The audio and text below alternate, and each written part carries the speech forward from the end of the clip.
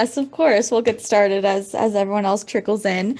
So, good morning, everyone. Thank you for joining us today. My name is Shannon, and I work in the marketing department here at Directions.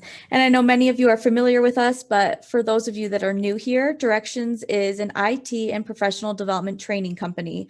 So, we work with all kinds of organizations across all industries to help them train, migrate, deploy, and adopt various technologies. And typically we use a lot of blended and custom solutions to help with this. So feel free to reach out to us if you're interested in learning more. Our team would be happy to help and answer any questions you may have. I'd also like to encourage you to follow Directions Training on LinkedIn.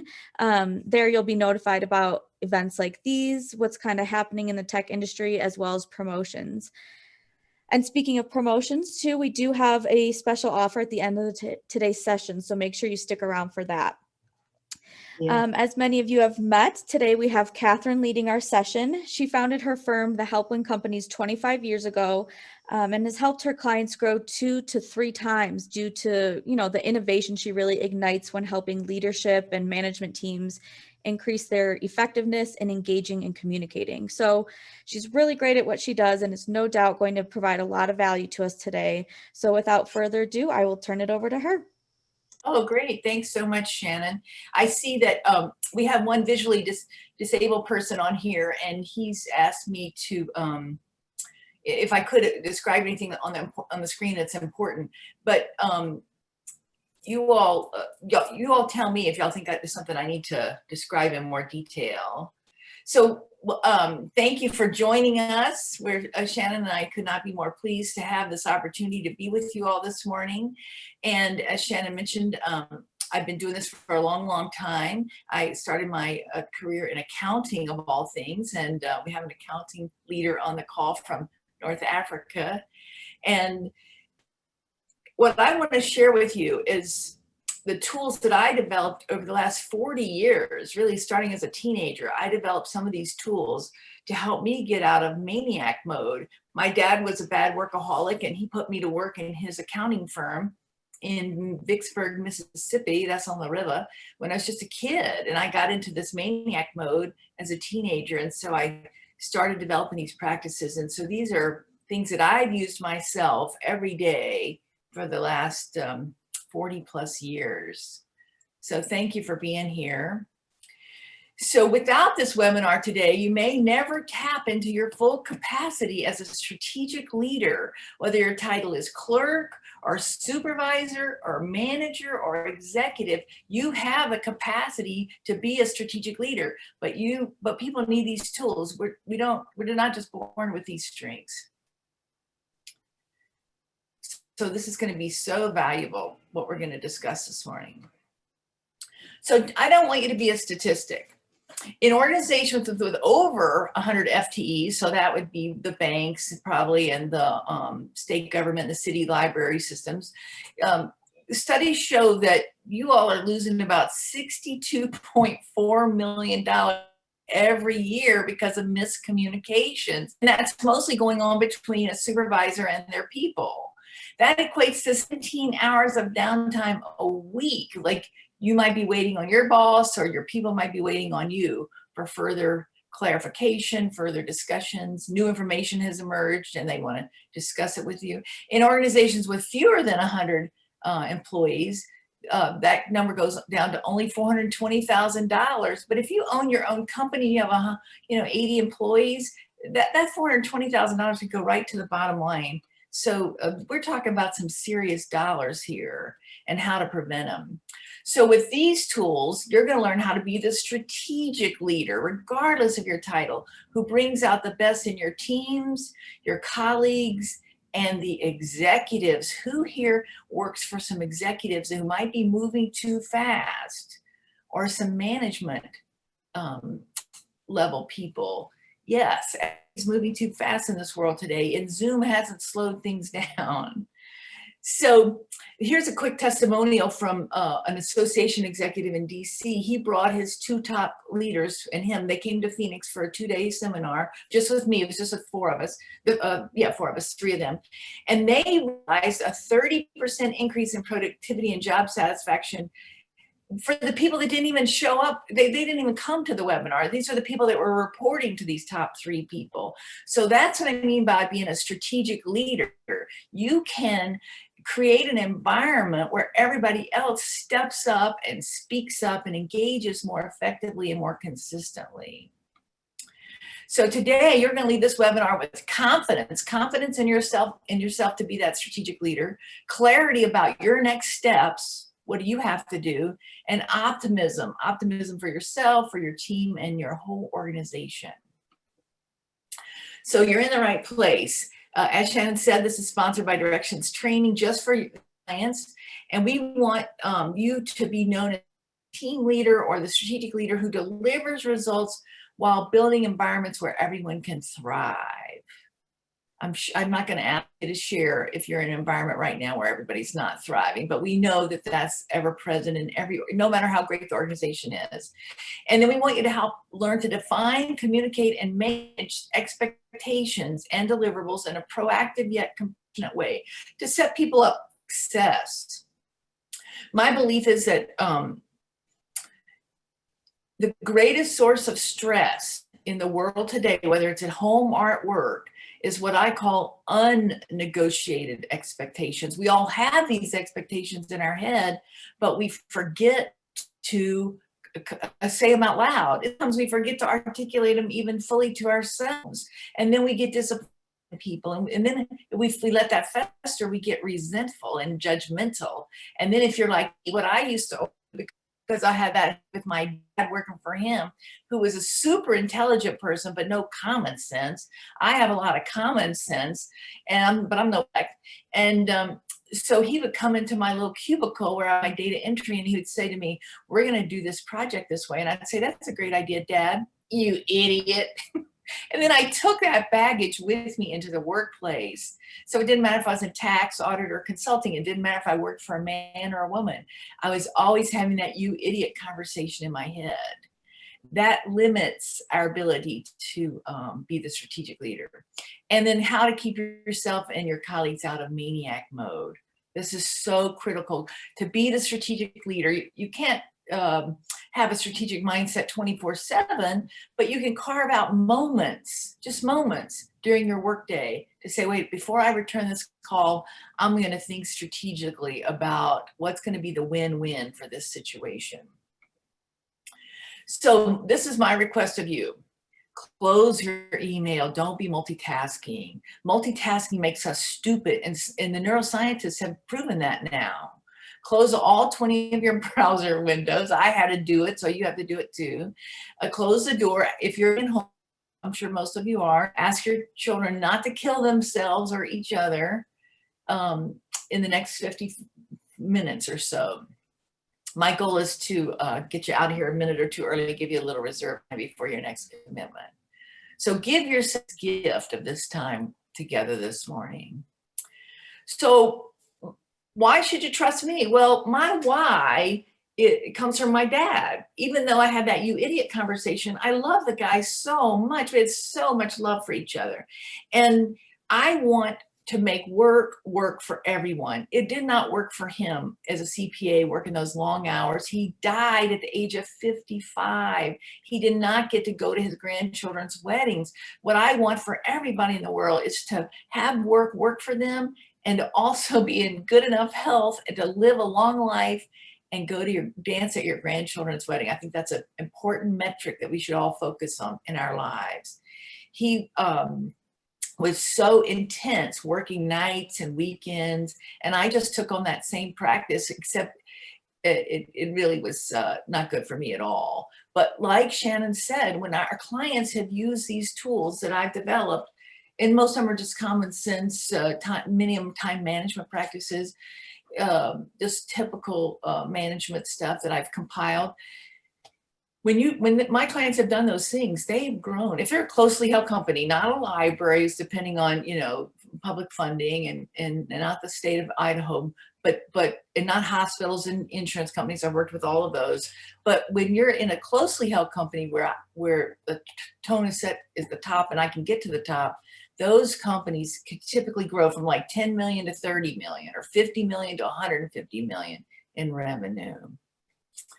So for 25 years, I've dedicated my life to helping people like you align your roles with your strengths and uncover all the obstacles and blind spots and roadblocks that are keeping you from bringing your best self to work every day. Now, you all could learn this on the job, like you probably have, and there's no problem with that. It's just that it can waste time and effort, and instead you could be earning your colleagues' trust and respect.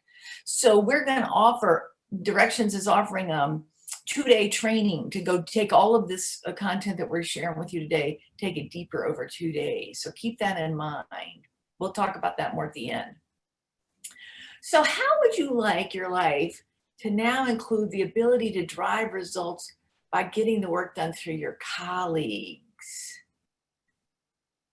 And always being prepared so you're proactive instead of reacting to your boss or the executives above you or your supervisor, and not be at risk for working nights and weekends, and building these simple, practical habits. So every day you're guaranteed you have some open space. Might only be an hour, but with my tools, you'll get some open space on your calendar every day. And then eliminate the risk that you're going to be in maniac mode and then unable to bring out the best in other people. That maniac mode really puts us in reactive mode. And I'll say this later, but when we're in reactive mode, someone else is in control of our destiny. So the one thing you need to know today is that over the past 25 years, our clients routinely report they make more money and work fewer hours consistently. So I'm not asking you to raise your hand and tell me if you want to work fewer hours and make more money, but I'm guessing that you probably do. So the how method is based on just a few simple principles. One, that the tone is set at the top. If you're at the top of your team or you're at the top of your organization, your behaviors and attitudes influence others' behaviors and attitudes, so much to the point that there could be no verbal communication. The neuroscientists are finding that just a look at your face or throwing out an email real quickly without thinking about it, those things can trigger people and get them going down the wrong path. And like I said, when we're in reactive mode, other people are in control of our destiny. And if those people in your mind are idiots, why would you want the idiots to be in control of your career? And leadership at any level, people can be the strategic leader. Leadership is the ability to translate that vision into a reality.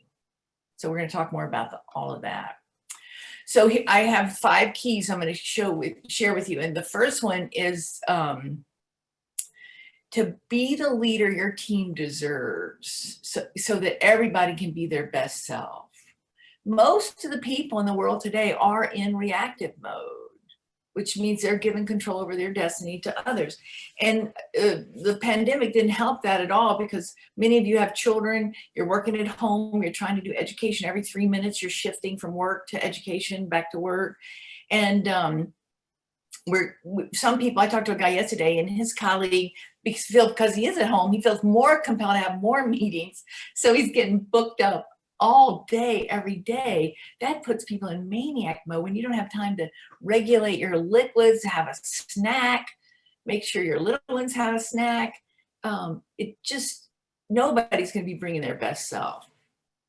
And this could be, like I said earlier, you can impact the people above you and the people above them. So this is powerful stuff because it's so simple and so practical. So the why for step 1 is my book. So this is available on Amazon for $4.99, but I'm going to put my email in the chat for another offer at the end. And so if you don't want to spend the $4.99 or it's just too hard to get your company to approve it, no worries. You email me, I will send you the PDF. So our friend here on chat said that that's him T. So I guess being in maniac mode, huh, Aaron? So yeah, we've all done it. I've been a little bit in maniac mode yesterday. So I mean, we go in and I can't be 24/7.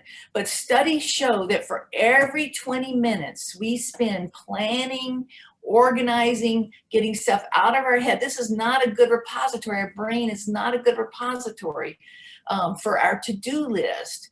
And so we have to spend time getting that stuff out, either into a spreadsheet or a Word document or on a blank piece of paper or the back of an envelope. Doesn't matter to me, but we got to get that stuff out of our head, because for every 20 minutes we do that sort of thing, we save an hour down the road. That's where some of the white space on your calendar is going to come from. So I've put my email in the chat. So here are the 5 keys to bringing out the best in your teams. Be the leader that they need you to be by identifying which strength is needed. And I'm going to talk about some strengths in there.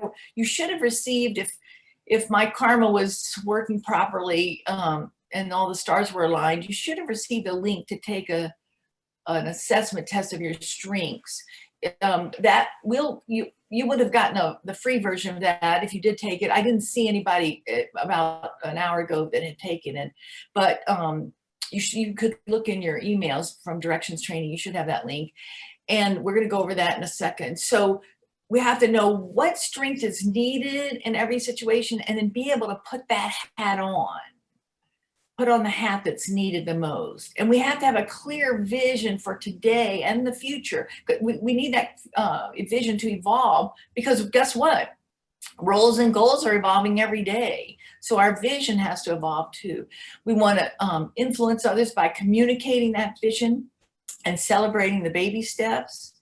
And then we want to communicate those expectations and deliverables through sharing and discovering, not through telling. We've all worked for people that told us what to do.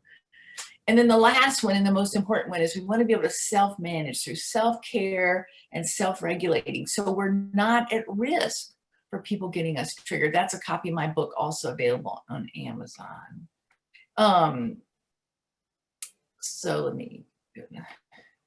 So number 1, identify which strength is needed in each situation and be able to bring that strength. That's part of being a strategic leader.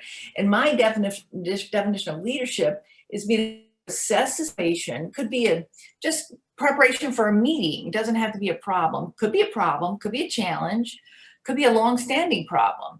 But assess the situation, identify which of these 4 strengths is needed, and be able to bring that, have the professional and personal maturity to bring the strength that's most needed. So let me run through these quickly. My belief is that we're all divided into these 4 quadrants, and we all have some degree of each of these, but some of us are, like me, are not using all of them. So the builder, those are the people that typically get into those senior executive roles. They're deciding and doing all day. They get people in action, they drive results. But they can be perceived to be a bully, and they have a lot of self-confidence. And the more self-confidence they have, the more power they're going to bring. And then the next one, the merchant, that's what I am. That's why I love doing this work. I don't like this core value of love in the workplace. I like to think in terms of connections. The merchants, probably many of you are on this call are merchants, because you're always nurturing your own core values and nurturing the core values in other people. We build connections, and we're great at building teams, and we're the visionaries. But we're catalyzed by getting the hard facts out on the table. That's why I had to leave Mississippi. I didn't want to be involved in all that mean girl chatter. I wanted to talk about important things. But like where a builder can be a bully, perceived to be a bully, we can be perceived to be manipulators, or actually we could be manipulators, not just perceived to be manipulators. And then the third strength is the innovator. These are the people that walk in the room and just intuitively know how to solve the problems. Many of you are probably high innovators, and you're supported by, I don't like this term either, compassion. I like to think in terms of shared passion. The innovators, the more they can build a team of people that share their passions, the more innovation they can bring. And they're constantly assessing and solving. But an innovator can easily slip, if they're under stress or duress or conflict, they can easily slip into that interrogator. Well, who's going to do that? And by when? And with what resources? They're just going to pound people with questions. And last, but certainly not least, is our banker. These are the accountants, the auditors, the analysts, the attorneys, the people that like having all the data available. And they're catalyzed by a sense of justice. They want transparency with all that data. They want everybody to have equal access. And their contribution to the team is that they're very prudent and conservative, but guess what? They do have all that information. And when you have a banker on a decision-making team, that's going to be a better decision. Everybody's going to want to take that person and throw them out the window because they're going to be so frustrated because of the delay in making the decision. But they're going to make sure you uncover every potential unintended consequence. And if they get stressed, the bankers become very aloof and judgmental. So think about yourself. Are you constantly reading and analyzing? Those of you in the library system maybe came out of that, or nursing, came out of nursing, or are you deciding and doing all day? Are you talking and listening? The merchants are the only ones that can listen and then talk, or talk then listen. Everybody else has to do theirs, and everybody has some combination of these. So if you do the 2-day training, you'll get a 17-page report with some graphs that'll tell you how much of this do you have and how often are you bringing it. It's a really powerful tool. So like I said, I think I just went backwards. Identify which strength is needed in each situation, be able to bring that strength. So I want to tell you about Howard. Howard's one of my first clients when I went full-time doing this work. So Howard had built an $8 million company that he founded. He had 3 partners he had brought in, and he had 80 employees total. And they had named 22 people as like junior partners before they met me. But Howard, the CFO, brought me in because Howard was still bringing in 80% of the revenue. He was going out every day and having a breakfast meeting and a lunch meeting with either a potential client, a current client, or a former client. But he wasn't involving the people that were responsible for doing that work. So we helped him, me and the CFO helped him engage them and come up with some plans. What's the short-term plan for this project? What's the long-term plan for this client? What's a contingency plan? Because Howard was an architect, and so they needed a contingency plan. And then after he started engaging his people, then they started collectively coming up with the solutions. He wasn't the man anymore. He was getting a lot of ego needs met by being the man, but it was severely limiting the capacity of his team and their ability to be the strategic leaders. He became the strategic leader, and then he got them to be strategic leaders. So you don't have to answer this, but just privately rate yourself on a scale of 1 to 10, 10 being fabulous, you're a genius at it, you do it all day, every day, and 1 like, oh, I probably should look into that. Do I get my work done through other people? Rate yourself on that. And then, have I created a work environment where everyone steps up and speaks up? See, that's where you get the innovation. And more importantly, that's where you get the fire drills prevented. Who here has been involved in a fire drill already this morning? Well, my experience is that when there's a fire drill, there were red flags 6 years, 6 months, 6 weeks, 6 days, 6 hours in advance. But we have to create an environment. It's probably a banker that sees that first. It's like, I think this project's going to go south. They see that first, but if we don't have an environment where they feel safe to step up and speak up. So if you're not a 10 or 8 or 9 on those 2 questions, ask yourself, now, what is this costing me? Am I having to work nights and weekends? Is this costing me my peace of mind? I can't slow down my mind. Is this costing me and I'm never going to get promoted because I'm not getting the work done for other people? What is it costing you? Think about that. A key number 2 is to have a clear vision for today and the future, because like I said, the roles and goals are evolving all day, every day.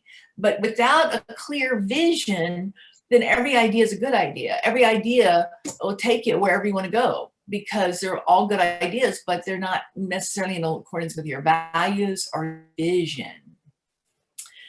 That's just what I said. Every idea may appear on the surface to be a good idea, but you can run into burnout if you chase every idea without the framework of a vision.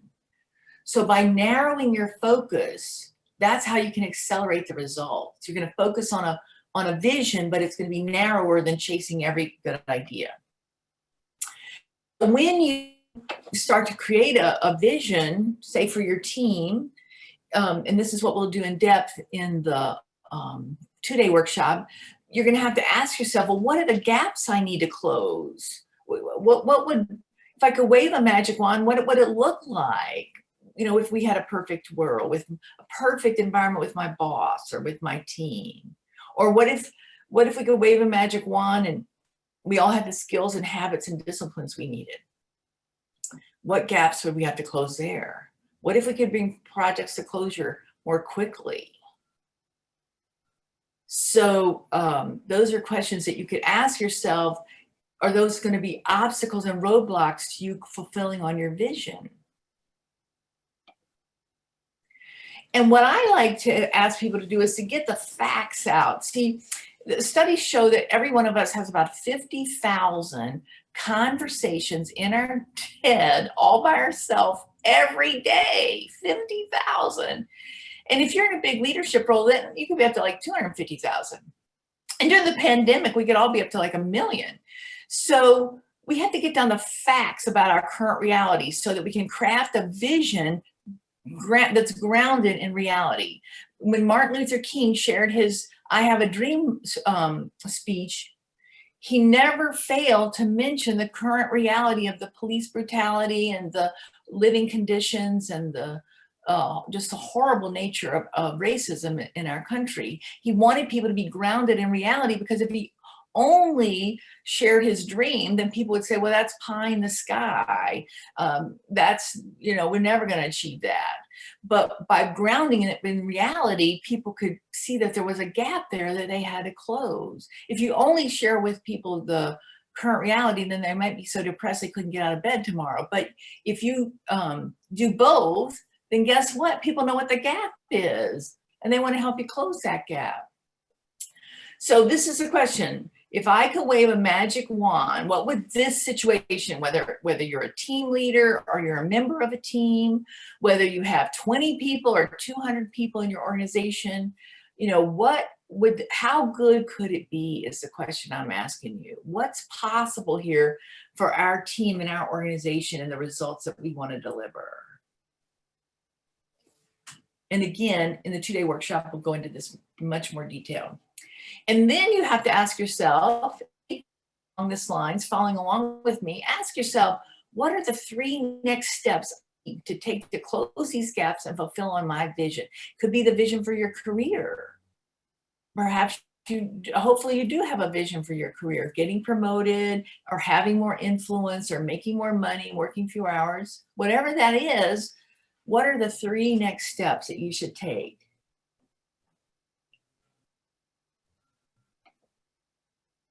So more about Howard. So this same company from 8 million and to 25 million. And his team did this because he adopted a very clear vision of what he wanted for that company long after he retired, long after he wanted, and it's still going on. He retired in 2008. It's still thriving and growing. But he had to stop sabotaging his own team. He was unintentionally sabotaging them. And he had to engage people more effectively and consistently. He had to meet regularly to ask questions and brainstorm potential solutions. He had to stop meeting with the clients without the team leaders that were responsible for delivering the clients' projects. And he had to create an environment where many people spoke up and had new ideas about new lines of services. So somebody just raised their hand. Let's see if I can unmute you. I think it was it Deeptha?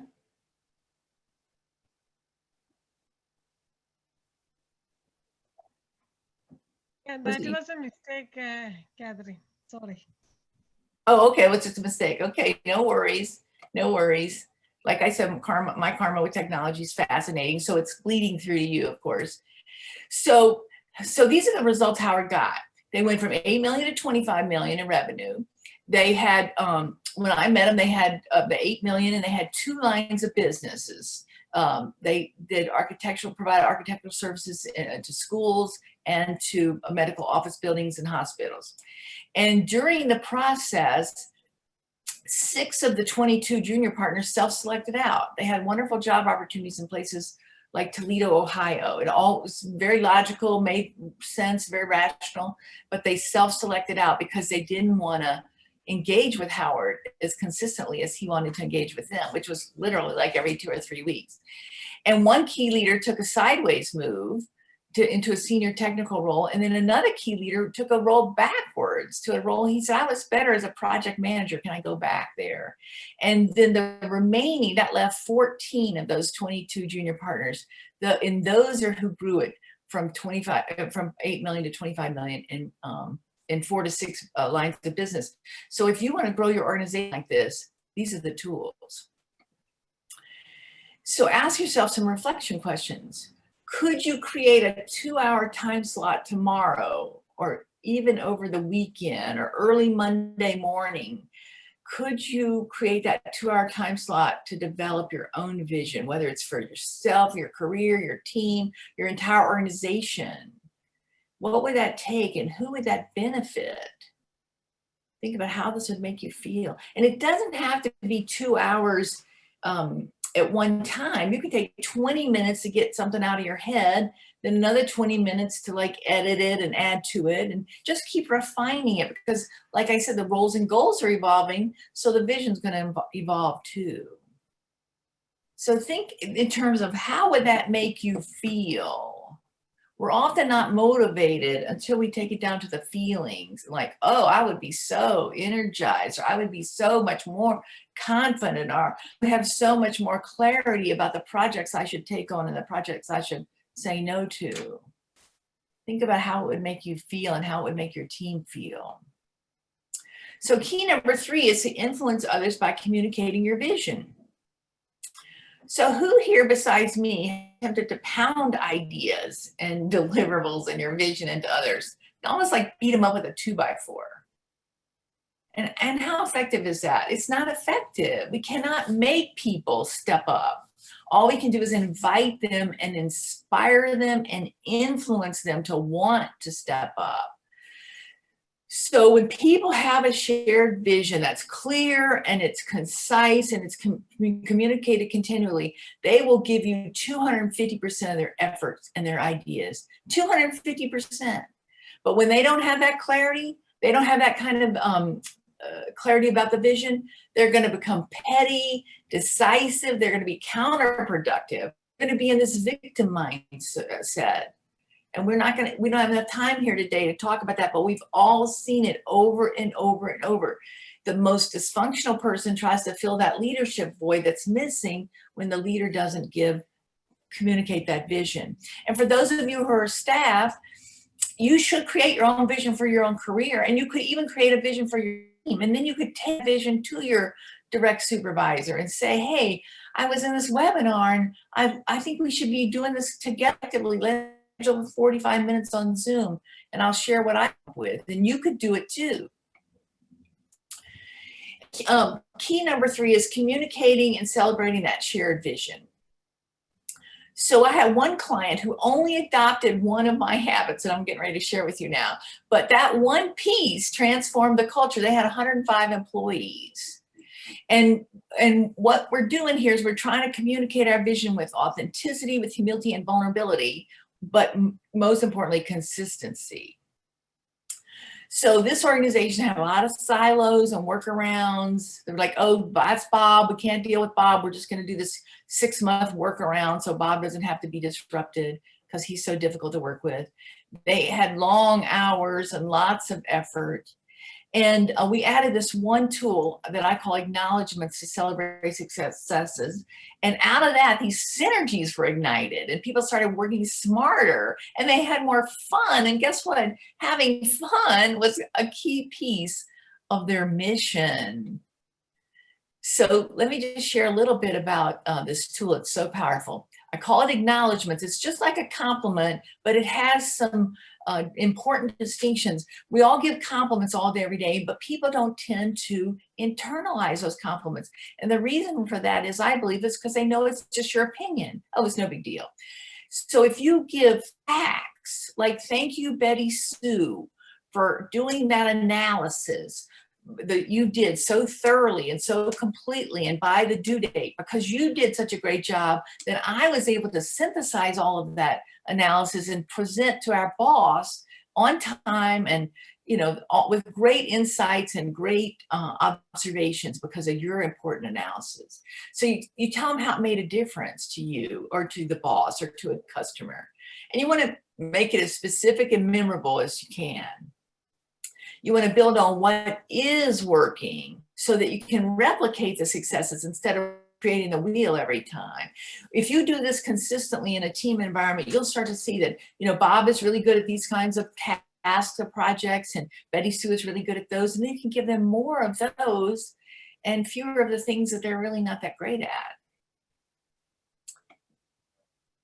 So the reason that we want to acknowledge other people is we want to help people see potential. Like, I should have never been an accountant. Nobody tapped me on the shoulder and said, we're going to move you over to the personnel department, which is what it was called then. Or nobody said, we're going to put you in business development. We didn't have that awareness to see what people's potential was. And it gives us the ability to articulate and replicate the successes and build trusted connections. We all need more trust, especially in this Zoom environment. And it gives people energy. They sit up straighter, they take more ownership. And then it reinforces the expectations, because the people that you're acknowledging are the people that have met the expectations. So the people that are not meeting the expectations are going to say, wow, I want some of that. What do I have to do to get some of that? And then you have to communicate your expectations and the deliverables that you need through sharing and discovering, not through beating people up with a stick. This is how you get the results, by working through your people. You'll get bigger and better outcomes. You'll have more diverse perspectives included. Everybody will get to share. And you'll train a team who can deliver the results whether you're there or not. If you're in a leadership role right now, what would that mean to you if you could go on a 2-week vacation and know that your team is going to deliver on time and on budget and at the level of quality that they would if you had been there, but they don't really need you anymore? Wouldn't that be great? So why should you involve your people more? Well, Margaret Wheatley is a famous author and consultant, and she does the same work I do, but she does it with like the Joint Chiefs of Staff in the military. They send a plane for her. And Margaret says people take ownership of those things they get to create. So instead of you barking out, I need this deliverable by Tuesday, this deliverable by Thursday, if you can create them where people can create those deadlines and a plan of action together, then they're going to deliver on it. So there's 3 levels of communication. This is not my work. This is from named Judith Glaser, who coined the term relational intelligence. Unfortunately, she's passed away in the last few years. But level 1 is asking and telling. We're at that. We know how to ask and tell. But that's more about me. Tell me what's on your mind. And it's transactional. I'm influencing via telling and sharing. I'm trying to make this get what I need to transition this conversation here. No thought to long-term connect, thought to trust building or mutual authenticity, vulnerability, none of that. So the next level is finite. This is where you're going to advocate and inquire, but you're still trying to influence somebody over to your perspective or your position. So you're using any positional influence you have, either from your title or just that you've built up with it, influencing them through that. Not the magic. The magic occurs at level 3 conversations. It's infinite. We can't even imagine the possibility.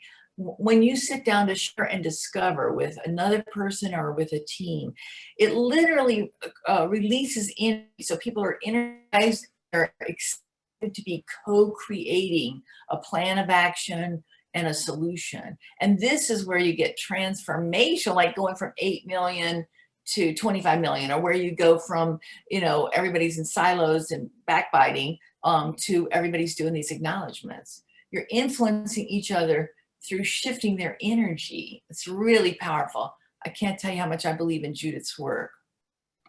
So let's take it a little deeper. So the I-centric is where you're just sharing information, updates, facts, and you influence people to help align our realities or confirm that we're on the same page. So there's a place for that, but it doesn't require any trust or mutual respect.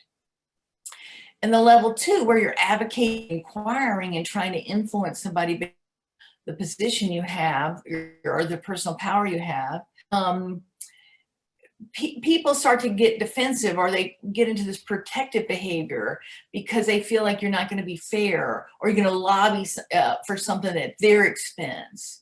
So it feels unequal, uneven, even unfair. I'm trying to believe I'm doing so that I can, kind of influence you and maybe even manipulate you to my point of view or to my objective here. So the last one is where you go first. You have to be willing to be vulnerable. Vulnerability, false vulnerability, authenticity. There's authenticity. So you have to be willing to open up to your inner thoughts, your ideas. Hey, I just have a hunch about this, but I'd like to brainstorm. Or your aspirational possibilities in that vision or project. Or just you're got a bad feeling about things. But this creates that safe space for others because they sense your willingness. And if we want to eliminate the fire drills in our organizations, we have to do this sort of thing. So when that engineer, IT professional has just a hunch that the coding, there's just like an inch of coding that's not right, and it's going to cause this project to go south 6 years from now, we need them to bring those hunches and trust that they're going to be heard, and we're going to vet their concern. And this is how you do it. So going back to Howard's story. So, like I said, he was really great guy, phenomenal guy. He wasn't a mean bone in his body, but when he was meeting with those clients, or potential clients, he was highly intuitive. And so he was asking really great questions. He's a natural born problem solver. And he was building rapport and earning their trust and learning how to solve their problems. But guess what? The people that were going to be charged with delivering those results, they weren't even at the table. So I asked him if you use the same approach with your key leaders, those 22 people, as you do with your customers. Can you listen with that kind of curiosity and that kind of compassion? Can you problem solve with them? And that's how he created that environment that those 14 people took his company from 8 million to 14 million. Key number 5, self-manage through self-care and self-regulating.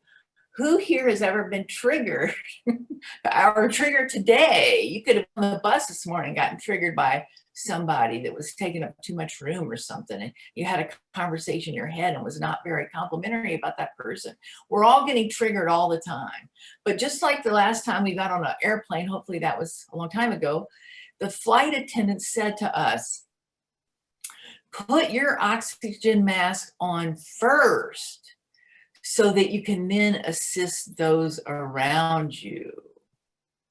Put your oxygen mask on first. So we have to do self-care so that we can self-manage and self-regulate, because one day you're not going to, you're going to be a strategic leader, be great. And then one day you're going to wake up on the wrong side of the bed.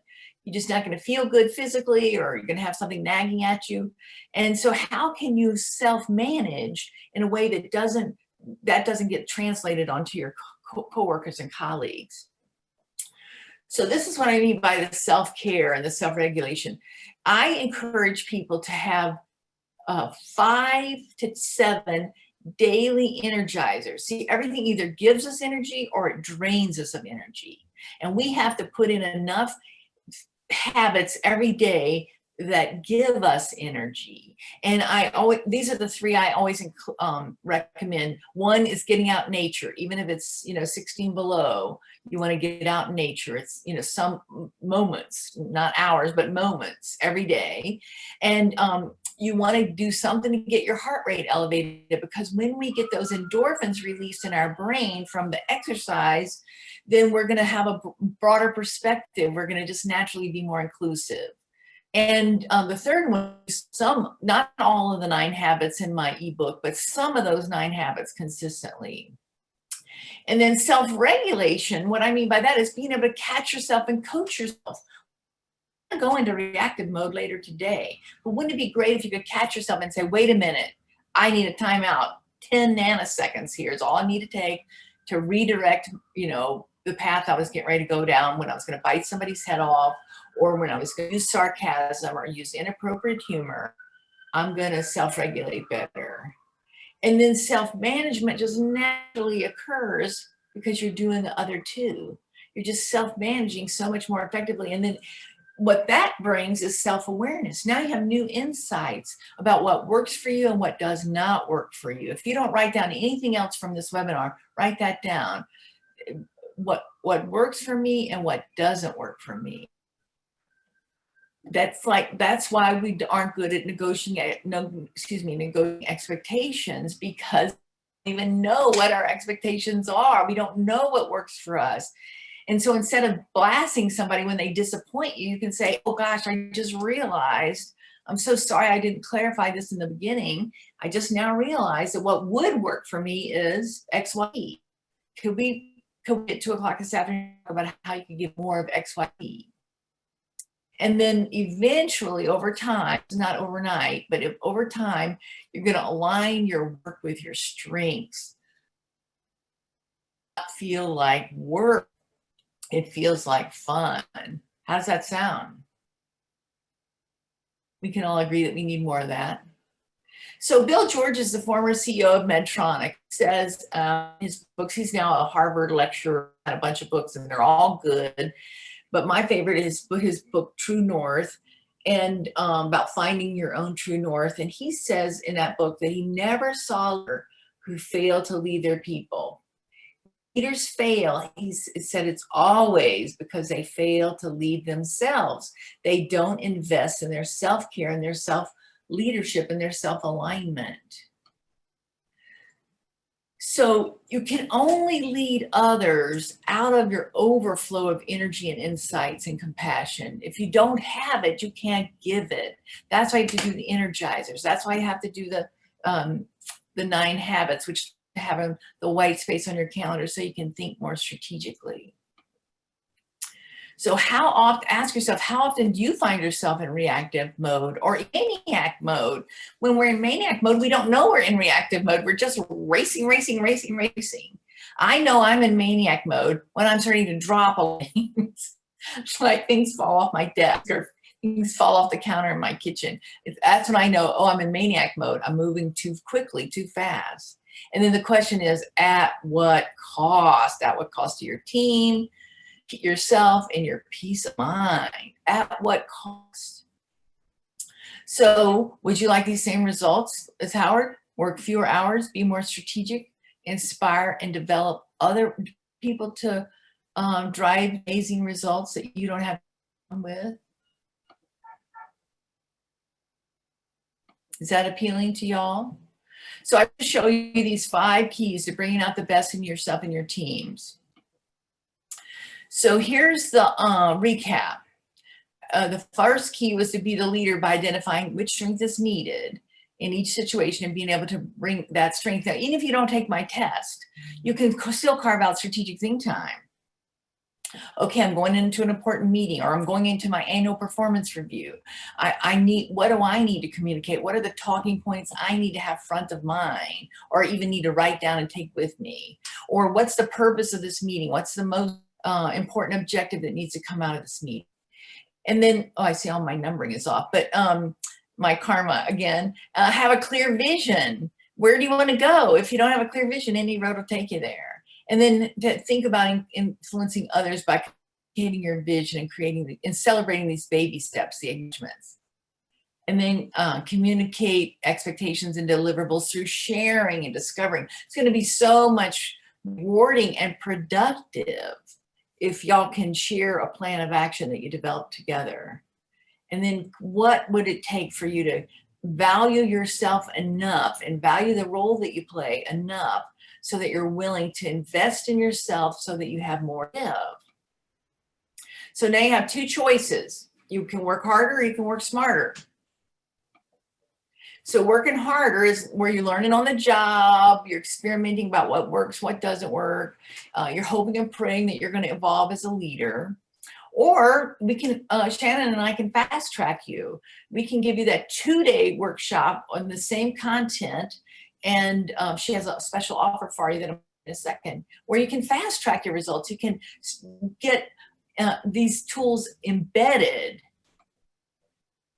So I've set aside time tomorrow to speak to each of you personally for 20 to 30 minutes about how we can apply these ideas to your life today.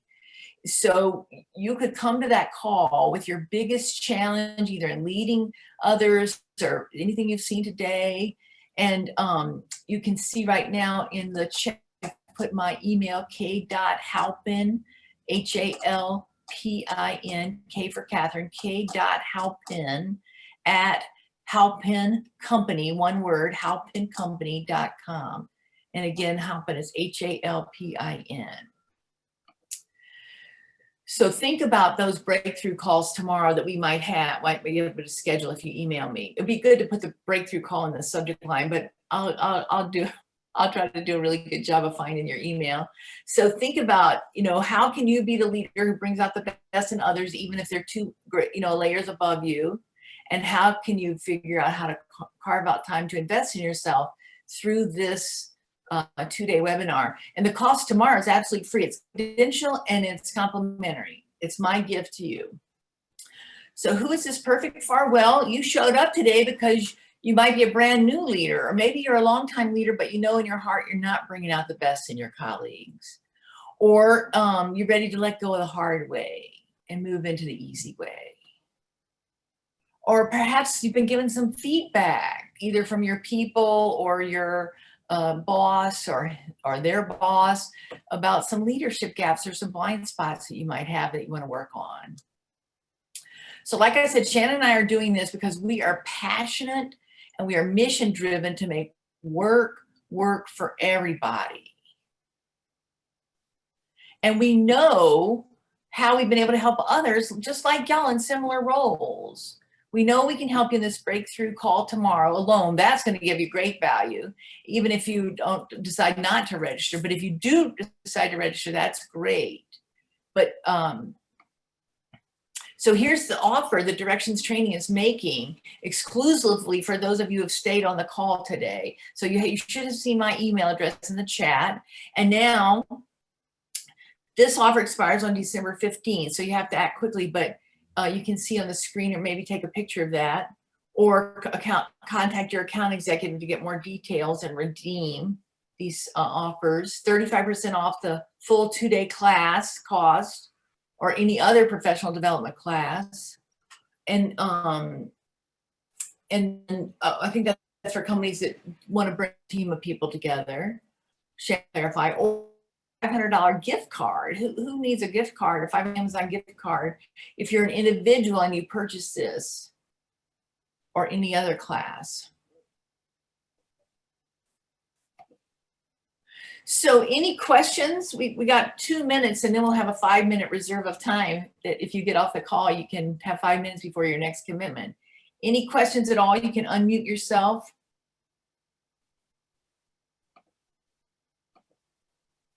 Anything you want to push back? Oh, Quintella raised her hand. Let me see, make sure I find you, Quintella.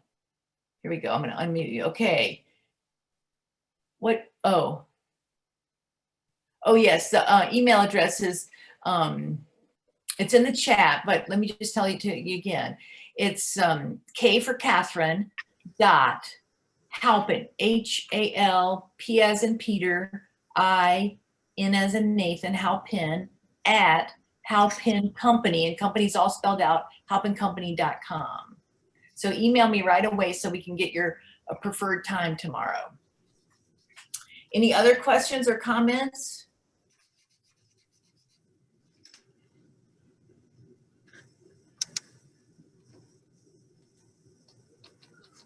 Well, it's been a joy for us, Shannon and I, to be with you today. We're so grateful on behalf of Directions Training. Thank you for investing in this time.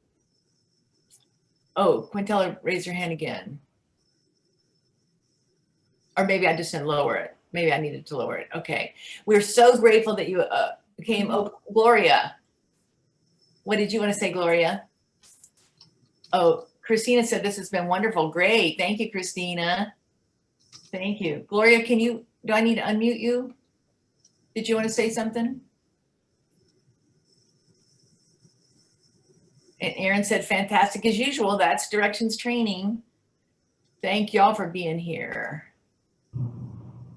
Quintella, let me see if I, yeah, you should be unmuted if you want to say something. May I join from home? Yes, of course. Okay, I'm off tomorrow, so. Yeah, well, you can still do your call from home and you can do your 2-day seminar from home. Okay. As long as you can carve out a little, a tiny bit of privacy. Well, good. Well, it's 25 after the hour, so let's end this. So each of you have 5-minute reserve of time. You can regulate your liquids. You can send me an email. You can get a little snack. You can prepare for your next meeting. How's that sound? Great. Thank y'all so much for being here. We're so grateful. Thank you very much, everyone. Have a great rest of your day, and we'll see you soon. Thanks.